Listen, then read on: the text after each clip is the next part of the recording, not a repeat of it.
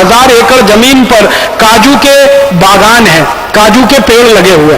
तो उसमें क्या होता है, 20 साल से वहां के किसान जो काजू की खेती करते हैं वो एक हेलीकॉप्टर किराए पे लेते हैं और उसमें जहरीले कीटनाशक जिसका नाम एंडोसल्फान है वो हेलीकॉप्टर में भरा जाता है और पूरे गांव के काजू के पेड़ पर जो 4,700 एकड़ में है वो छिड़का जाता है एंडोसल्फान 20 साल से लगातार।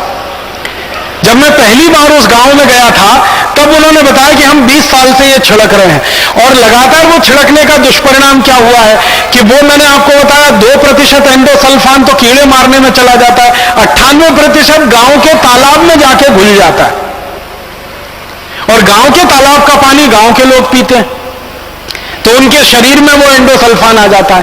परिणाम ये हुआ है कि पिछले 20 वर्षों से पडरे गांव में कोई भी नया बच्चा पैदा नहीं हुआ है। ताली मत बजाइए इस पे।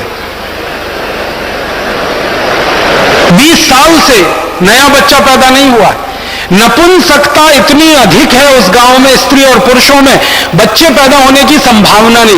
पुरुषों के वीर्य में शुक्राणु नहीं है, माताओं को अंडाणु नहीं बन रहे हैं और उस पर रिसर्च करने के लिए Indian council of medical research की जब टीम गई एक बहुत बड़े वरिष्ठ डॉक्टर के नेतृत्व में, डॉक्टर मोहन कुमार उनका नाम है, उन्होंने जब पूरे गांव के लोगों का ब्लड सैंपल लिया तो पता चला कि गांव के लोगों के खून में एंडोसल्फान नाम का कीटनाशक घुस गया है और जितना मनुष्य की सहन करने की शक्ति है जिसको हम टॉलरेंस लिमिट कहते हैं उससे 40 गुना ज्यादा है। ये गांव के लोगों का खून रक्त परीक्षण जब किया तो डॉक्टर मोहन कुमार की टीम ने ये पाया और वो टीम ने फिर बताया कि ये खून में इतना ज्यादा एंडोसल्फान है इन लोगों को तो सवाल ही नहीं उठता कि बच्चे पैदा हो जाए। फिर पता लगाया गया कि बच्चे पैदा नहीं हो रहे, ये तो एक बीमारी और क्या क्या है। उस गांव में पता चला हर घर का दूसरा और तीसरा आदमी कैंसर का शिकार है, हर घर में। फिर और ज्यादा रिसर्च हुई तो पता चला कि गांव में जितने बच्चे हैं जो पैदा हो गए 20 साल पहले, उनको अगर आप देखोगे तो किसी की उम्र 4-5 साल से ज्यादा नहीं लगती जो 20 साल से बड़े हैं, क्योंकि शरीर का ग्रोथ ही नहीं हुआ है, वो बिल्कुल छोटे से बच्चे हैं अभी भी। गांव में हम लोग गए तो देखा घरों के दरवाजों पे बच्चे बैठे हैं, स्कूल में बच्चे खेल रहे हैं, कुछ बच्चों के हाथ ऐसे हैं, कुछ बच्चों के हाथ ऐसे हैं, किसी के पांव ऐसे हैं, किसी को एक हाथ में 8-9 उंगलियां हैं, किसी को पांव में 10 से 12 उंगलियां हैं और किसी के पांव बिल्कुल पीछे की तरफ मुड़े हुए हैं, किसी को आधा पांव है, एक पांव है ही नहीं है। इस तरह के 20 बच्चे और ज्यादातर बच्चों को हमने देखा तो शरीर छोटा सा है, सिर बहुत बड़ा है। एक बच्चे का सिर इतना बड़ा कि वो हिला नहीं सकता, हमेशा लेटा रहता है। उस बच्चे की उम्र पूछी तो उसकी मां ने कहा 32 साल की उम्र है और मुझे लगा कि ये 4-5 साल का है। उन सभी बच्चों के हमने फोटोग्राफ्स खींचे थे, फिल्म बनाई थी, कभी समय मिला तो आस्था चैनल पर उसको हम दिखाएंगे कि इतने खराब स्थिति में वहां के बच्चे जी रहे हैं, उठा नहीं सकते शरीर को, सिर बहुत भारी है, हाथ पांव एकदम छोटे हैं, या सिर एकदम छोटा है हाथ पांव बहुत भारी है, या किसी को आंखें जो है ना जन्म से अंधे हैं, कोई बोल नहीं पाता है, किसी को हमेशा मुंह टेढ़ा रहता है, ऐसा लगता है जैसे पैरालिसिस हो गया। न्यूरोलॉजिकल डिसऑर्डर उस गांव में सबसे ज्यादा। डॉक्टर मोहन कुमार जो वहां काम कर रहे हैं, सेवा कर रहे हैं, उनको जब पूछा गया कि आपने इस गांव को कैसा पाया तो उन्होंने कहा कि जब मैं इस गांव में आया था तो मुझे बताया गया कि केरल भारत का स्वर्ग है, इसलिए मैं इस गांव में आया सेवा करने के लिए।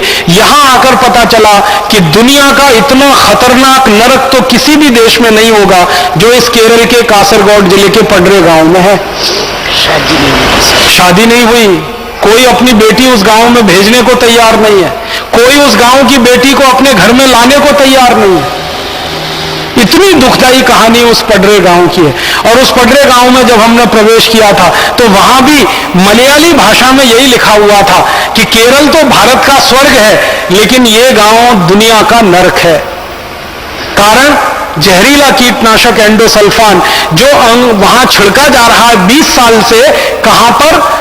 काजू के बागानों पर, काजू के खेड़ों पर। तो ये इस तरह के भारत में आप ढूंढने निकलेंगे तो सैकड़ों गांव निकलेंगे। इतनी बड़ी त्रासदी हमारे देश में ये जहरीले कीटनाशकों से इंसेक्टिसाइड, पेस्टिसाइड से और जहरीले रासायनिक खादों से हो रही है। तब अब प्रश्न उठता है कि आखिर इसका विकल्प क्या करें हम?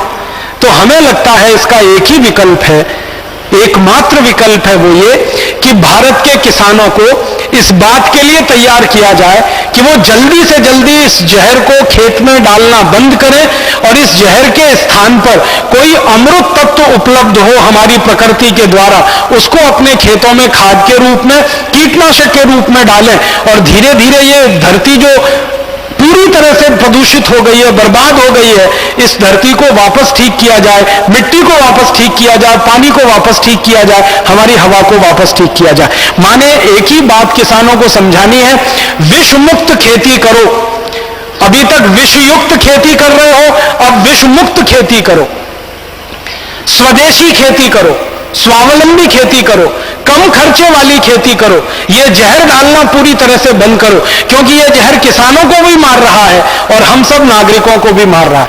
भारत सरकार के एक आंकड़े को और मैं आपसे कहना चाहता हूं, सरकार के आंकड़े हैं कि भारत में जितने किसान ये जहर छिड़कते हैं ना, कीटनाशक, पेस्टिसाइड, इंसेक्टिसाइड खेत में, इनमें से हर साल 70,000 किसान मर जाते हैं। हर साल जो छिड़कते हैं। कैसे मर जाते हैं आपको मालूम है? जब वो छिड़केंगे कीटनाशक और जंतुनाशक, तो वो मिट्टी पर जितना गिरेगा, फसल पर जितना गिरेगा, उससे ज्यादा तो श्वास के माध्यम से आपके शरीर में आने वाला है। और ज्यादातर किसान भाई बहनों को मैंने देखा है, मुंह पे कोई मास्क नहीं लगाते हैं, ऐसे ही छिड़कते हुए चले जाते हैं। तो 70,000 किसान हर साल इस देश में मर जाते हैं। सारी दुनिया में कीटनाशकों के द्वारा, जहरीले कीटनाशकों को गरीब देशों में जो बेच रही हैं विदेशी बहुराष्ट्रीय कंपनियां, उनके स्प्रे के द्वारा 3 लाख किसान मर रहे हैं सारी दुनिया के